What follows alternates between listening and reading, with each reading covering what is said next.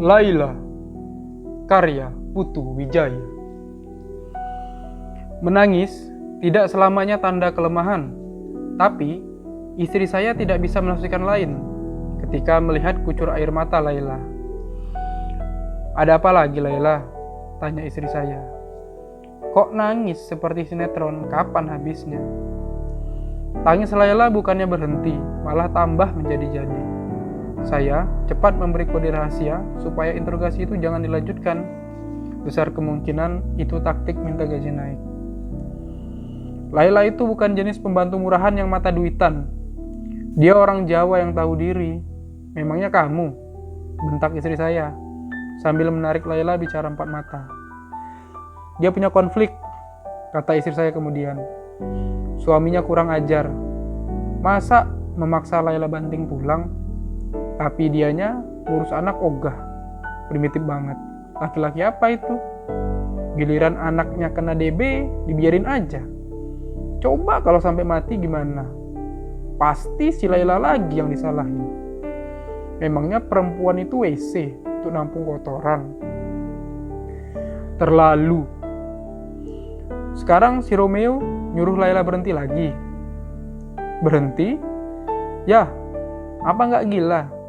Kalau Laila tidak kerja, mau ngasih makan apa si Arjuna? Kali Laila dapat kerjaan baru. Mana ada orang mau nerima pembantu yang tiap sebentar pulang karena anaknya nangis. Jadi Laila akan berhenti? Tidak. Biar Laila bawa Arjuna kemari. Jadi kerjanya tenang. Emang boleh sama si Romeo? Emang itu yang dia mau. Saya menarik nafas.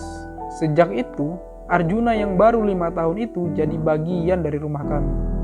Kalau dia nangis, sementara ibunya memasak, sedangkan istri saya sibuk, itu tanggung jawab saya. Mula-mula berat, tapi kemudian terjalin persahabatan indah antara saya dan Arjuna. Saya bahkan merasa tersanjung ketika Arjuna memanggil saya Pak D. Sudah 11 tahun saya dan istri merindukan anak. Kami sudah capek menjalani nasihat dokter. Akhirnya kami ambil kesimpulan, tugas manusia itu memang beda-beda. Kami mungkin bukan mesin reproduksi manusia. Kehadiran Arjuna membuat rumah berubah. Kelucuan bahkan kebandelan Arjuna menyulap tiap hari jadi beda. Sampai-sampai istri saya memanggilnya si buah hati. Tiap pulang dari mudik saya terkejut. Di dapur terdengar suara ketawa beberapa orang anak. Ternyata di situ ada 5 bocah hampir seusia Arjuna sedang main petak umpet. Mereka sama sekali tidak takut oleh kehadiran saya. Itu anak-anak pembantu-pembantu sebelah. Oh ya? Orang tuanya juga sibuk kerja, jadi anaknya tidak ada yang ngurus. Daripada mereka jadi gelandangan atau korban narkoba, aku suruh saja main di sini, nemenin si buah hati, kata istri saya. Mula-mula saya keberatan. Satu anak tertawa dalam rumah memang lucu. Tapi kalau 6 orang, saya akan kehilangan privasi. Ketika saya sedang bekerja di meja, semuanya selawar-selewer di depan pintu.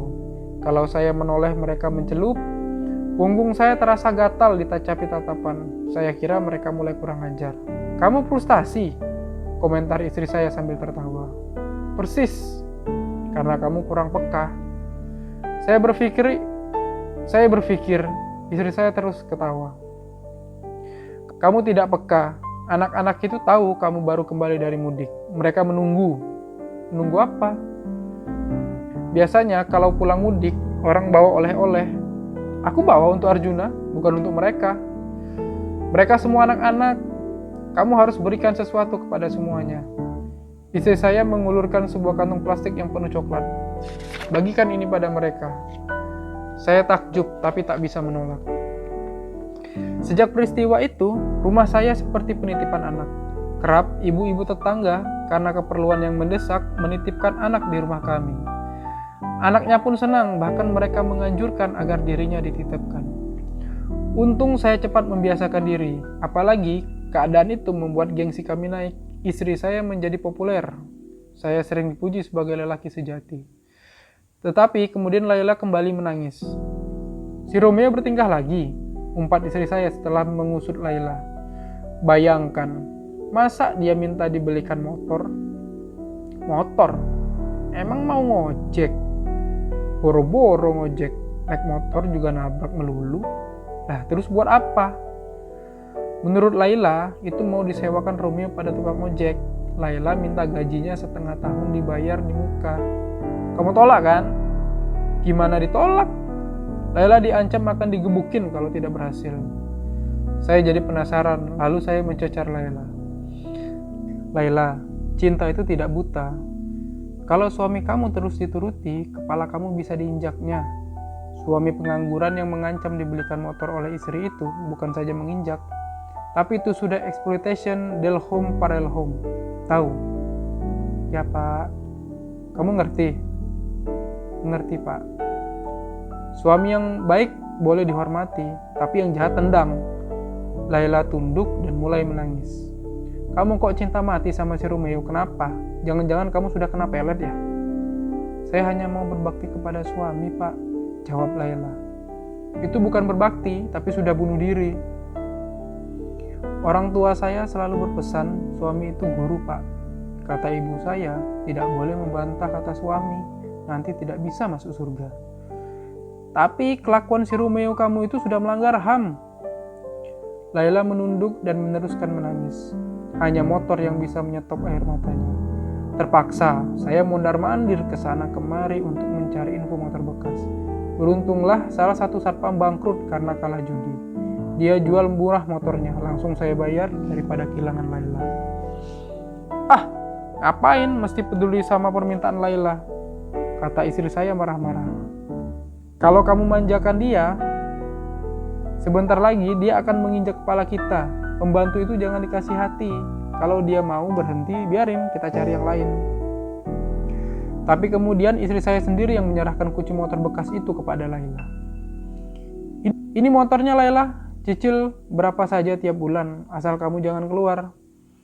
Laila mencium tangan istri saya dengan terharu. Saya juga mendapat perlakuan manis. Laila kelihatan sangat bahagia sambil nyuci yang menyenandungkan lagu Nika Ardila. Tapi itu hanya berlangsung sebulan. Si Romeo itu memang kurang ajar, teriak istri saya kemudian. Motor sudah digadaikan lagi, katanya nggak ada yang doyan nyewa motor bekas. Saya bengong, dengan mata berkaca-kaca Laila minta maaf. Katanya suaminya diancam akan dibunuh kalau tidak melunasi hutangnya setelah kalah taruhan bola. Istri saya mencak-mencak. Tapi kemudian ia mendesak saya menebus motor itu dengan janji Romeo dilarang menyentuhnya. Kamu saja yang boleh naik motor itu Laila, yang lain-lain haram. Sejak itu, Laila masuk kerja menunggang motor. Mobilitasnya lebih rapi, dia selalu datang tepat waktu. Anaknya bangga sekali duduk di boncengan. Meski para pembantu lain keki menganggap nasib Laila terlalu bagus, tidak kami pedulikan. Yang penting, Laila tetap setia di posnya. Pembantu rumah tangga seperti Laila memang perlu punya motor, supaya tenaganya tidak terkuras di jalanan. Motor itu bukan buat dia, tetapi untuk kepentingan kami juga, kata istri saya kepada ibu-ibu tetangga. Tak terduga, argumen itu patah ketika pada suatu hari Laila muncul tanpa motor. Hari pertama saya diam saja. Pada hari ketiga saya tidak kuat melihat dia pulang menggendong Arjuna sambil menenteng tas besar. Motor kamu mana Laila? Dipakai saudara misan saya, si Nelly Pak. Kenapa? Kerjanya lebih jauh Pak. Kenapa dia tidak naik angkot saja? Gak boleh sama suami saya Pak. Saya bingung. Kemudian saya baru tahu, Nelly, saudara misan Laila sekarang tinggal bersama Laila di satu rumah. Itu motor kamu Laila, tidak boleh dipakai orang lain. Tapi suami saya bilang begitu Pak. Saya harus mengalah sebab di pabrik tempat Nelly kerja aturannya keras. Kalau datang telat bisa dipecat. Kamu juga harus tepat waktu sampai di sini Laila. Betul Pak. Ambil motor itu kembali. Besoknya, Laila masuk kerja tepat waktu, tapi dia naik ojek. Saya marah. Maksudku, kamu tidak hanya datang tepat waktu, tapi harus pakai motor kamu. Kalau kamu datang kemari naik ojek, lebih baik jangan kerja. Laila bingung. Dia tidak mengerti apa maksud saya. Istri saya mencoba menjelaskan, tapi bukan menjelaskan kepada Laila. Dia justru menerangkan kepada saya. Laila tidak berani minta motor itu karena takut digampar si Romeo. Saya bingung. Kenapa si bangsat itu malah ngurus misannya, bukan istrinya? Sebab misan Laila itu perempuan. Gila, istrinya kan juga perempuan. Tapi perempuan itu lebih muda dan Romeo sudah mau menikahi si Nelly. Saya menggap-menggap. Ya Tuhan, kenapa Laila nerima saja dikadalin begitu? Istri saya hanya mengangguk. Sekarang memang banyak orang gila. Langsung saja saya interogasi Laila di dapur. Kenapa kamu terus mengalah, Laila? Suami kamu tuh sudah kurang ajar. Jangankan mau menikahi misanmu, mengancam kamu membelikan pacarnya motor saja sudah zolim. Kenapa? Laila tak menjawab. Kamu takut? Kalau perlu aku bantu kamu mengadu kepada LBH. Orang macam Romeo itu, maaf bajingan, dia harus diajar supaya menghormati perempuan. Laila diam saja.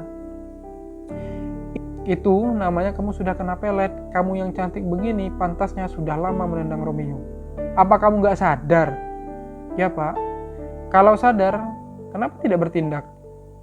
Saya ingin berbakti pada suami Pak. Itu bukan berbakti, tapi menghamba. Diperbudak, dijadikan kambing congek oleh si Romeo asu itu. Tahu? Ya Pak. Ya apa? Kata orang tua saya, sebagai istri saya mesti menghormati suami. Saya tidak boleh membantah kata suami. Hanya orang yang baik dan sabar yang akan bisa masuk surga. Kalau orang tua kamu masih hidup, dia tidak akan rela kamu disiksa begini. Kamu ini cantik, Laila. Mendengar 2 kali menyebut kata cantik, istri saya muncul. Saya diberi isyarat supaya minggir. Lalu dia bicara dari hati ke hati dengan Laila. Entah apa yang mereka bicarakan, tapi kemudian saya lihat dari jauh, Laila menghapus air matanya.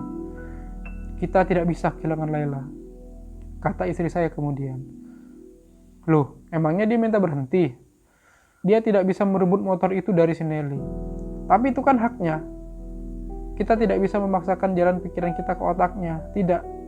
Pokoknya tidak bisa. Harus. Kita berkewajiban mengajarkan dia berpikir logis. Kalau terlalu didesak, bisa-bisa dia minta berhenti. Oh ya? Laila bilang begitu? Dia tidak bilang begitu, tapi pasti akan begitu. Kenapa sih dia begitu ketakutan? Sebab Nelly sudah dikawini Romeo. Saya terpesona. Lama saya mencoba menghayati bagaimana perempuan yang secantik Laila bisa dikuasai Romeo tak beradab itu. Saya tak akan pernah bisa mengerti. Sementara terus terang, kami sangat bergantung pada Laila. Kalau tidak ada Laila, rumah akan berantakan. Kita tidak mungkin kehilangan Laila, kata istri saya. Tapi dia tidak boleh dibiarkan masuk kerja terlambat terus. Karena itu dia harus punya motor. Saya tak menjawab, istri saya yang harus menjawab. Jawabannya agak tidak masuk akal. Laila dibelikan motor baru. Laila tersenyum sambil meneteskan air mata haru mendengar keputusan itu. Arjuna juga tertawa. Motor kedua Laila langsung dari dealer. Bodinya mulus, suaranya halus, dan tarikannya kuat. Laila dan Arjuna selalu datang tepat waktu. Saya dan istri puas merasa keputusan kami tepat. Tapi, tak sampai 1 bulan, tiba-tiba Laila muncul kembali dengan motor bututnya yang lama. Waktu kedatangannya memang tepat. Wajahnya juga tidak berubah, ia tetap cantik dan ceria. Hanya Arjuna yang kelihatan rewel, dan istri saya ngamuk. Tidak pakai pendahuluan lagi, Laila langsung digebrak. Laila, ibu sudah bosan bicara. Kalau kamu masih saja datang pakai motor busuk ini, tidak usah kembali. Pulang! Ibu beli motor baru itu untuk kamu dan Arjuna, bukan untuk lelaki hidung belang itu.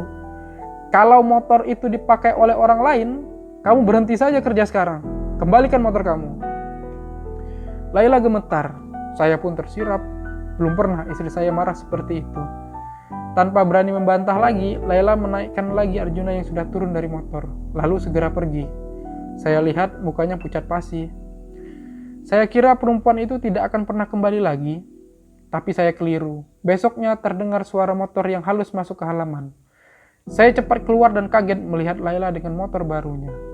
Arjuna tertawa senang, Laila mengangguk dan menyapa saya dengan sopan. Laila kembali, tapi mungkin untuk pamit pergi, bisik saya. Istri saya menjawab acuh tak acuh. Sudah waktunya dia menghargai dirinya sendiri. Hari berikutnya, seminggu, sebulan, dan seterusnya, Laila tetap bekerja. Ia selalu datang tepat waktu. lewat dengan anak dan motor baru. Memasuki halaman rumah kami, ia kelihatan tegar. Tidak pernah menangis lagi.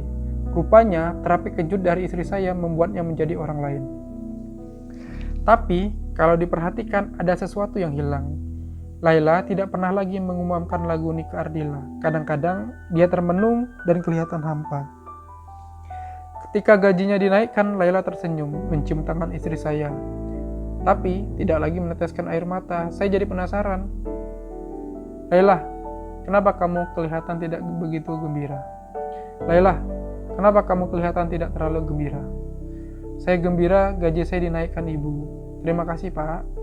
Kamu naik motor mulus yang membuat iri orang-orang lain. Anak kamu senang dan sehat. Saya dengar, saudara misan kamu sudah tidak di rumah kamu lagi. Suami kamu sudah tidak berani lagi kan memukul dan berbuat semena-mena, betul? Betul, Pak. Tapi kenapa kamu kelihatan susah? Laila menunduk. Kenapa kamu sedih? Ya, Pak. Karena sekarang saya tidak akan bisa masuk surga.